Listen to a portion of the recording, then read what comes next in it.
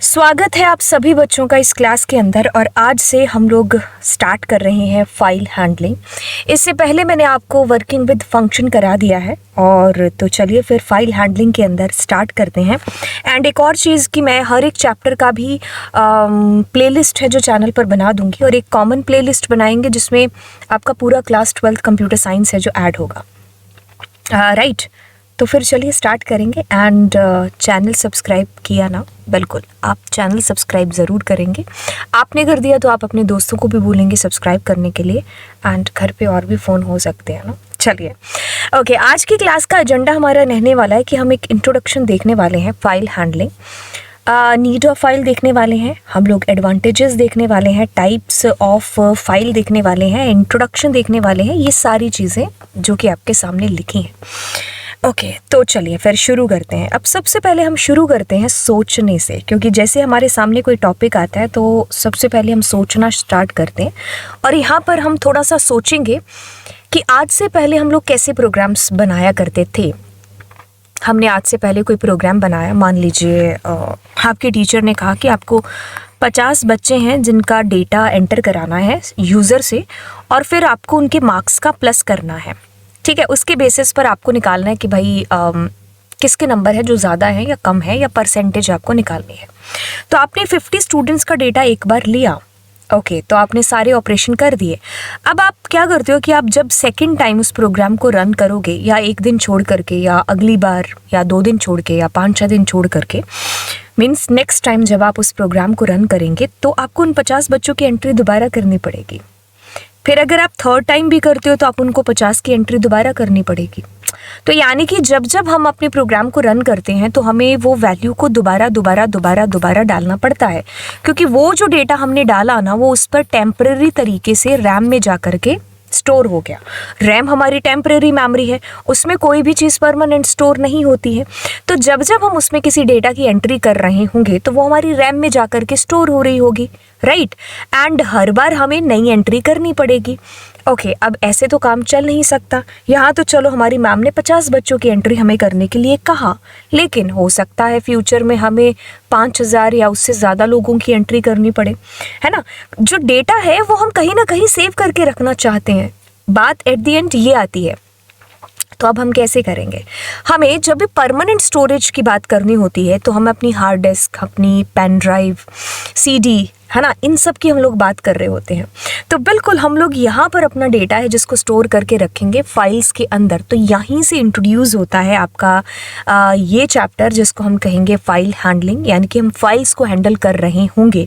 File के अंदर हमारा डेटा होगा, उस डेटा को हम लोग एक्सेस कर रहे होंगे। तो यही हमारा पूरा का पूरा यहीं से फाइल हैंडलिंग स्टार्ट होता है। अब बिल्कुल फाइल क्या है? फाइल की अगर हम बात करते हैं तो फाइल के अंदर हम कुछ डेटा को, कुछ इन्फॉर्मेशन को स्टोर करके रखते हैं। ठीक है, हमारा जो डेटा होगा वो उसके अंदर स्टोर होगा, और वो डेटा हम अपने फर्दर प्रोग्राम्स के अंदर बेसिकली यूज़ कर सकते हैं। और अगर वो परमानेंट स्टोर होगा तो बिल्कुल हार्ड डिस्क हो गया, DVD, CD, इन सब के अंदर हमारा डेटा वो परमानेंटली स्टोर होगा। अब जो कि एग्जाम्पल मैंने आपको दिया वो सारा एग्जाम्पल किसी और फॉर्म के अंदर यहाँ पर है। सपोज करिए कि you made a software for school for managing students data. यहाँ पर ये एग्जाम्पल दे रखा है। On first day a lady inputted some data using a software. ठीक है, आपने उसमें इनपुट किया कुछ डेटा सॉफ्टवेयर का यूज़ करके। नेक्स्ट डे भी क्या आपको उसमें डेटा दोबारा से एंटर करना पड़ेगा? ऐसे करते करते तो आप फ्रस्ट्रेट हो जाओगे यार, आप ही नहीं वो लेडी, क्या सभी फ्रस्ट्रेट हो जाएंगे। फिर तो आप इसी काम के जोगे रह गए, है ना, कि आपको सिर्फ डेटा ही एंटर करना होगा। आप कोई और फर्दर ऑपरेशन या कोई और चीज़ों के बारे में सोचोगे ही नहीं। तो आपको परमानेंट डेटा स्टोर करना होगा। तो परमानेंट स्टोर के लिए हमारे पास में आती है हमारी हार्ड डिस्क, और वहाँ पर हम परमानेंट स्टोर के लिए अपनी फाइल्स के अंदर डेटा रखेंगे, और फाइल्स जा करके हमारी हार्ड डिस्क के अंदर जा करके स्टोर होंगे। तो यहाँ पर क्या है, रैम हमारी टेम्परेरी मेमोरी जो है यूज़ होती है। जब भी हमारे प्रोग्राम रन होते हैं ना, तो उसमें जो भी हम लोग डेटा वेटा डालते हैं तो वो हमारी रैम में जा कर के स्टोर हो जाता है। RAM is a temporary memory. तो इसका सॉल्यूशन है कि आप फाइल में डेटा रखो, क्योंकि फाइल में डेटा स्टोर करोगे तो वो परमानेंटली स्टोर हो जाएगा आपकी सेकेंडरी मेमोरी के अंदर। ठीक है, तो फर्दर जब मतलब हमने जो भी डेटा हमारा यहाँ पर हम यूज़ कर रहे हैं तो वो परमानेंटली कहाँ पर, सेकेंडरी स्टोरेज के अंदर स्टोर होगा। ठीक है, तो जब भी आपको उससे ज़रूरत होगी आप उससे यूज़ कर लेंगे। ठीक है, बिल्कुल। चलिए, अब एडवांटेजेस, तो यहीं से इसके एडवांटेजेस निकल करके आते हैं। आपको कुछ स्पेसिफिकली कुछ पढ़ने की या रटने की ज़रूरत नहीं पड़ी अभी, है ना। क्या आपको ये नहीं पता चला इन 2-4 मिनट के अंदर? बिल्कुल। ऑलरेडी एग्जिस्टिंग डेटा क्या यूज़ नहीं कर सकते? बिल्कुल। लार्ज अमाउंट ऑफ डेटा बिल्कुल प्रोसेस कर सकता है ईजिली। ये सारे इसके फ़ायदे होंगे। अब हम फाइलों की बात करते हैं तो हम 3 फाइल्स के साथ में यहाँ पर अपना काम है जो बेसिकली करने वाले हैं। अब बाइनरी फाइल की बात करें, टेक्स्ट फाइल की बात करें, CSV की बात करें, तो देखिए टेक्स्ट फाइल ही हमारी CSV, मतलब CSV फाइल है ना जो हमारी टेक्स्ट फाइल होती है, तो हम टाइप कह सकते हैं टेक्स्ट फाइल का। या फिर अगर सिलेबस की बात करें तो ये तीनों स्पेसिफिकली हमें जा करके पढ़नी है। तो हमारे पास टेक्स्ट फाइल और एक बाइनरी फाइल है। CSV हमारे टेक्स्ट का ही हिस्सा है। अब हम यहाँ पर बिल्कुल टेक्स्ट फाइल को शुरू कर रहे हैं। तो टेक्स्ट फाइल क्या है, नाम से क्या चीज़ समझ में आ रही है? पहले फाइल से क्या समझ में आया? फाइल बोले तो समझ में आ गया जिसमें हमारा डेटा परमानेंटली स्टोर हो रहा है। टेक्स्ट बोले तो टेक्स्ट की फॉर्म में जाकर के डेटा स्टोर हो रहा है। जी हाँ, बिल्कुल सही पकड़े हैं। अब नोट्स की बात कर ली जाए जो कि आपको समझा भी देते हैं और आप कॉपी वॉपी में भी नोट करके रख लेना। Text file store information in ASCII और यूनिकोड कैरेक्टर। देखिए यूनिकोड आपने 11th क्लास में किया होगा, यूनिकोड और ASCII, कि जब हम ABCD इन सबको लिख रहे हैं तो इसका एक स्पेसिफिक कोड होता है 66, है ना, 67, 68। हम छोटे a की बात करते तो वो 97, छोटे d की बात करते तो 100, स्पेस की बात करते हैं, है ना। तो ये हमारी ASCII वैल्यूज़ हैं। अब जो भी डेटा आप स्टोर करते हो तो आपने वो अपने ABCD फॉर्म में किया, अब जाकर के वो ASCII के अंदर जाकर के आप कह लो कि उसकी इन्फॉर्मेशन है जो जाकर के कन्वर्ट होती है, ठीक है। फिर जाकर के उसको कन्वर्ट करना पड़ता है किसमें? बाइनरी वगैरह के अंदर। तो आ text file store information in ASCII या यूनिकोड। एंड आगे हम लोग अगर पढ़ेंगे तो कहता है कि टेक्स्ट फाइल में क्या होता है कि हर लाइन है ना जो हमारी, वो टर्मिनेट होती है एक special end of line character के साथ में, जिसको आप न्यू लाइन कैरेक्टर कहते हो। जैसे आपने एक फाइल ओपन किया, आपने लिखा राजा रानी, ठीक है, एक लाइन आपने लिखी, उसके बाद आपने एंटर किया तो न्यू लाइन कैरेक्टर जनरेट हो गया। तो आपने लिखा राजा रानी, फिर आपने लिखा प्रिंसेस या प्रिंस, कुछ भी लिखा, तो नेक्स्ट आपकी लाइन में आपने एंटर किया तो एक न्यू लाइन कैरेक्टर जनरेट हो गया।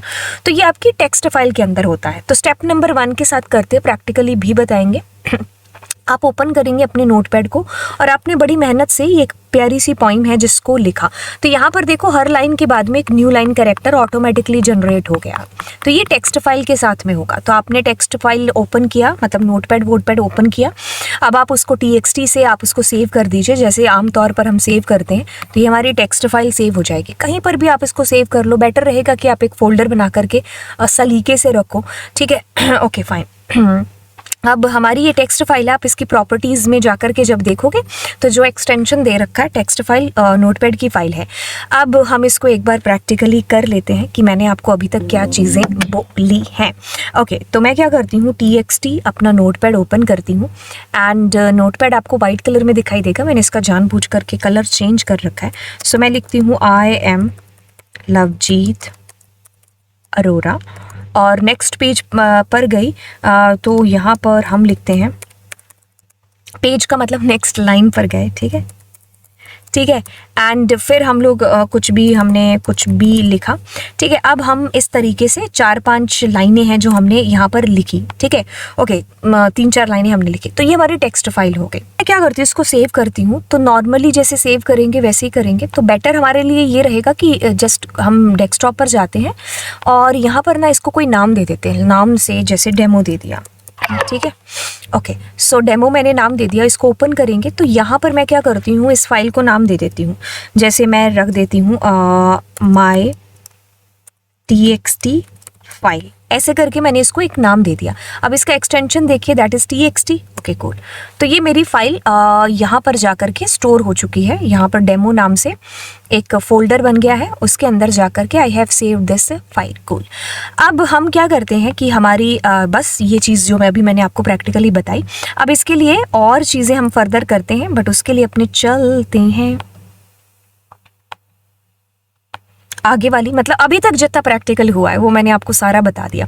तो इसमें एंड ऑफ लाइन कैरेक्टर की क्या बात हो रही थी? एंड ऑफ लाइन कैरेक्टर ये है कि जैसे अगर आप अपनी फाइल को ओपन करते हैं ना, तो इसमें देखो ये लवजीत अरोरा के बाद में एंड ऑफ लाइन है, कंप्यूटर साइंस के बाद में है, ये जो लिखा हुआ है इसके बाद में है, ठीक है। तो ऑटोमेटिकली जनरेट हो जाता है। ओके, तो अभी क्या है कि आप किसी भी फाइल की बात कर लो, जैसे कि हम कोई भी नॉर्मली फाइल ले लेते हैं। मेरे पास में कोई फाइल ये रही, तो मैं क्या करती हूँ, इस फाइल को मैं ओपन करूँगी। मतलब सबसे पहले मैंने अपने हाथ में फाइल पकड़ी, अब मैं इस फाइल को ओपन करूँगी। नॉर्मली यही प्रोसेस होगा ना किसी भी चीज़, किसी भी फाइल के साथ में काम करने का। तो आप उसको ओपन करेंगे। अब जैसे ही आपने उसको ओपन किया, अब आपने क्यों किया है ओपन, आपके दिमाग में भी ये प्रश्न आएगा। हम यूं ही कुछ मतलब उसके पेज फाड़ के टिफ़िन के अंदर रोटियां पैक करने के लिए नहीं, मतलब जो पुरानी बच्ची होती है, हमारी मम्मी कभी कभी करती है ना, बचपन में करती थी, है ना। हाँ, आजकल तो हम सिल्वर फॉइल वगैरह यूज़ करने लगे हैं ना। तो हमारे टाइम हमारी मम्मी जो पीछे की सालों की बच्ची होती थी ना, उसमें हमारी रोटी पैक करके दे देती थी। चलो, वो भी एक यादों वाला टाइम है जो रह गया। चलो फिर कंटिन्यू होते हैं टॉपिक के साथ में। अब देखो क्या चीज़ हमारे दिमाग में आएगा कि यार टिफ़िन के अलावा भी मैं कुछ कर सकता हूँ। जैसे आप सोचोगे क्या, जैसे मैं पेज फाड़ के कोई पतंग बना लूँ। नहीं, हम कुछ लिखने के बारे में बात कर रहे हैं। तो आप सोचोगे कि यार मुझे लिखना है कि पढ़ना है, दो चीज़ें आप नॉर्मली करोगे अगर नाम इंसानों की बात करते हैं। ओके, तो प्रोसेस हो गया। तो यानी कि आपके दिमाग में दो सवाल आए कि आपने रीड करना है कि आपने राइट करना है, आपने लिखना है कि रीड करना है। आप दोनों काम भी है जो कर सकते हो, ठीक है। और फाइनली आप उसको क्लोज करेंगे। अब देखो, फ्रिज का डोर ओपन है तो क्लोज तो होगा, फैन ओपन है तो क्लोज होगा, डोर ओपन है क्लोज होगा। तो यानी कि हर चीज़ जो ओपन हुई है वो क्लोज तो होगी। तो finally you need to close your file. Okay, तो ये आम तौर पर हमारी एक प्रोसेस रहती है। यानी कि फाइल को ओपन किया, पर्पस देखा कि भाई फाइल का मोड क्या होना है। Mode is equal to purpose, क्या पर्पस होगा आपकी फाइल का। तो आपने बताया रीड करना है कि राइट करना है। फाइनली आप उसमें काम करने के बाद में उस फाइल को क्लोज करेंगे। अब यहाँ पर आपको कुछ चीज़ें बता दें कि जिससे आपकी एक सामने वाली अंडरस्टैंडिंग है जो हो जाएगी, मतलब टॉपिक को करने से पहले। यदि आपने अपनी फाइल को ओपन करना है तो आप यहाँ पर ओपन नाम का फंक्शन यूज़ करेंगे। यदि आपने क्लोज करना है तो आप जो है क्लोज नाम का फंक्शन जिसको यूज़ करेंगे। यदि आपने राइट करना है तो आप राइट और राइट लाइन्स फंक्शन का यूज़ करेंगे। ये स्ट्रिंग के अंदर, और इसमें ना केवल स्ट्रिंग बल्कि हम लिस्ट जो है हमारी डिक्शनरी, इन सब को भी हम रख सकते हैं। बट बेसिकली जो हमारी फाइल, टेक्स्ट फाइल में इंटरनली डेटा जाएगा ना, वो टेक्स्ट में ही जाएगा, यानी कि स्ट्रिंग में ही जाएगा। रीड के लिए टेक्स्ट फाइल के अंदर आप रीड यूज़ कर सकते हैं, आप रीड लाइन का यूज़ करेंगे, आप रीड लाइन्स का यूज़ करेंगे। तो हमारी टेक्स्ट फाइल इसी में समा जाती है, ठीक है। तो इसमें क्या होगा, एक एक कैरेक्टर रीड होगा, इसमें एक एक लाइन रीड होगी, इसमें सारी फाइल स्ट्रिंग लिस्ट की फॉर्म में, ठीक है। तो ये एक ओवरव्यू हो गया अभी तक का, जो चीज़ें आपको कराने वाली हूँ, राइट। ओके, तो मैंने एक इंट्रोडक्शन आपको यहाँ पर बता दिया। अब मोड मैं आपको नई क्लास में बताऊंगी, बट एक बार आपको बता दूं कि हम प्रोग्राम्स को लिखना कैसे शुरू करेंगे। तो उसके लिए मैं अपना आईडीएलई ओपन करती हूँ, ठीक है। ओके, अब एक ओवरव्यू आपको यहाँ पर दे करके चलते हैं। हमने फाइल बना ली, दैट्स कूल, एंड हमारा ये ओपन होने वाला है IDLE न्यू, हम शेल में जाके काम करेंगे। तो अब हम क्या करेंगे, सबसे पहले मैंने कहा था ना ओपन करना है, तो आपने कौन सा फंक्शन यूज़ करना है, एग्जैक्टली ओपन फंक्शन, ठीक है।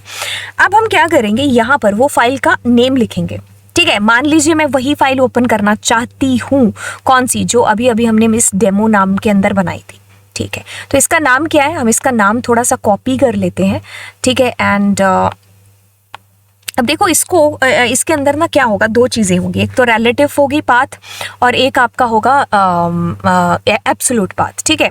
ओके, कहाँ गया जे रहा।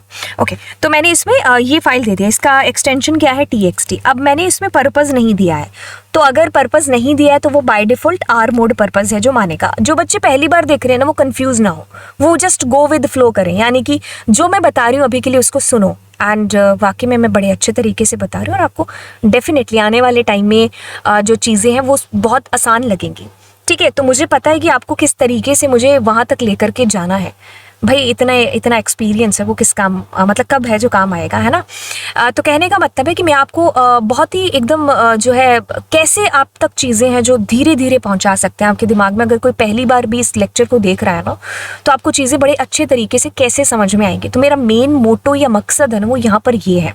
तो आप मुझे बड़े ही ध्यानपूर्वक है जो यहाँ पर सुनिए, ठीक है।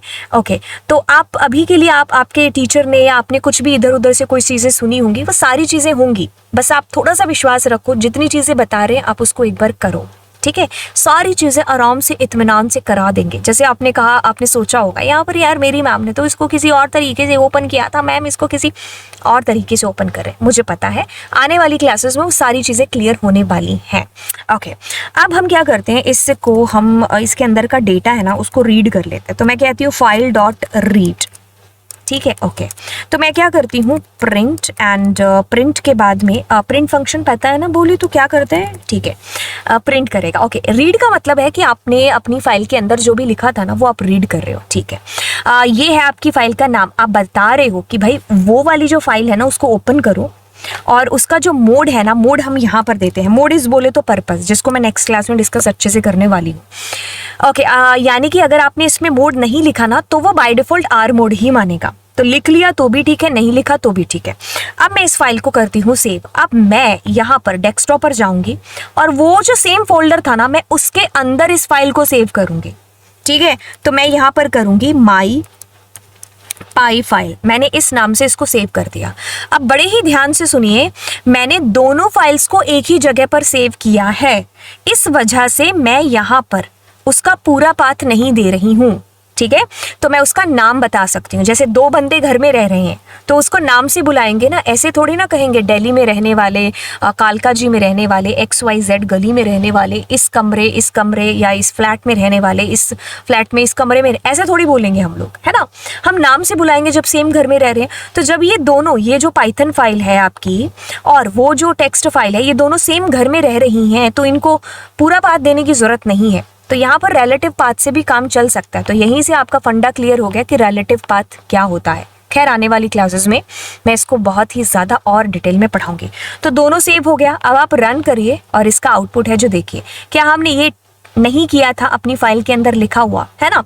तो ये हमने लिखा हुआ था, लवजीत कंप्यूटर साइंस, ये लिखा हुआ था, तो बिल्कुल वो डिस्प्ले हो गया, ठीक है। अब आप चाहो तो इसके ऊपर काफ़ी सारे ऑपरेशंस परफॉर्म कर सकते हो। लेट्स से कि मैं इसमें ये लिख रही हूँ, मैंने लिखा 5, तो वो क्या करेगा, 5 कैरेक्टर रीड कर देगा, ठीक है। अब अगर बच्चों को कंफ्यूजन हो रही है कि ये क्या चल रहा है यार, ये क्या क्या क्या 5 कैरेक्टर का मतलब क्या है, तो मैं कहूँगी इट्स ओके, आप चिल करिए। बस इतनी चीज़ एक बार आपको समझ में आ गई ना कि how to open a file, क्योंकि नेक्स्ट क्लास में मैं इसको और डिटेल में बताने वाली हूँ, ठीक है। तो यहीं पर हम समाप्त करते हैं आज की क्लास को, क्योंकि आज की क्लास के लिए बहुत हो गया। तो जितनी आपको चीज़ें कराई है ना गाइज, उसको प्लीज़ प्रैक्टिकली कर लो। तो मैं थ्योरी प्रैक्टिकल दोनों चीज़ें साथ साथ करा रही हूँ आपको, एंड मेरी पूरी कोशिश रहेगी कि हर एक चीज़ को आपके दिमाग में ना बड़े अच्छे तरीके से फिट करें। मतलब कि आप एग्ज़ाम वाले दिन, एग्ज़ाम के बाद, रिजल्ट वाले दिन थैंक यू बोलने के लिए आओ, है ना। सो वाओ, है ना। टीचर्स डे वाले दिन भी आपको हमारी याद आए और आप अपनी 15-20 साल बाद MNCs के अंदर बैठे होंगे और जब आप अपने पीछे याद कर रहे होंगे अपने लाइफ के पलों को कि आपने प्रोग्रामिंग की जो जर्नी थी वो कहाँ से स्टार्ट की और किस बंदे ने तुम्हारे अंदर वो जो बीज है प्रोग्रामिंग का बोया होगा। तो शायद वो पहला नाम हमारा आया और आप फिर मुड़ो कि अरे यार मैम कहाँ होंगे और आप मुझे ढूंढो। ज़्यादा सोच लिया ना, ओके, इट्स ओके। तो आपको लेक्चर कैसा लगा, एंड बिल्कुल आप चैनल को सब्सक्राइब कर दीजिए और फिर ही आपको 15-20 साल बाद में दिखेंगे ना, है ना। चैनल को सब्सक्राइब कर दीजिए और मिलेंगे आपको अगली क्लास में। Bye bye.